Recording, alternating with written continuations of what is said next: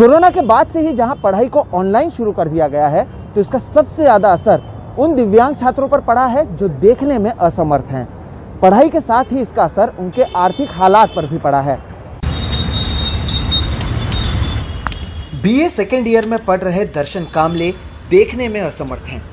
मुंबई के रुईया कॉलेज में पढ़ते हैं। कोरोना से पहले वो जब कॉलेज जाते थे तो अपने साथियों और दूसरों की सहायता से पढ़ाई लिखाई में सब कुछ समझ जाते थे, पर जब से ऑनलाइन क्लास शुरू हुई है, आधी चीज़ें वो समझ नहीं पाते। उनके मोबाइल में एक सॉफ्टवेयर है जिससे कुछ पढ़ाई को ऑडियो के रूप में बदला जा सकता है, पर दिक्कत ये है कि आधे से ज़्यादा पढ़ाई का ऑडियो उपलब्ध नहीं है।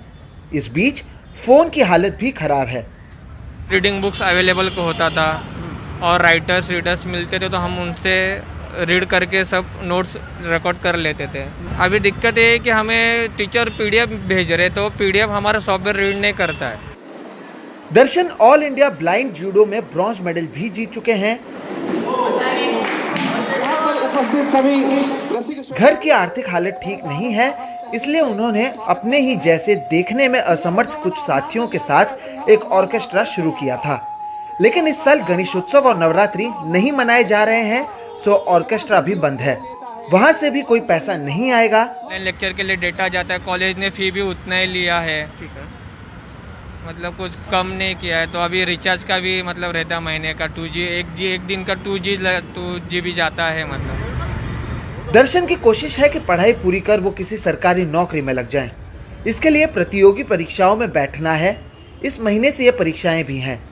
आमतौर पर कई वॉलंटियर परीक्षा के दौरान लिखने में ऐसे छात्रों की मदद करते हैं, लेकिन इस बार परीक्षा ऑनलाइन हो रही है, सो समझ नहीं आ रहा कि प्रतियोगी परीक्षाएं दें तो कैसे दें।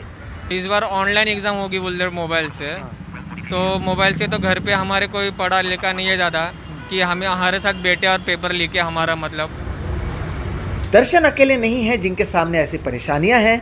देश में ऐसे लाखों छात्र हैं, लेकिन वो शायद सरकारों की प्राथमिकताओं में नहीं होते।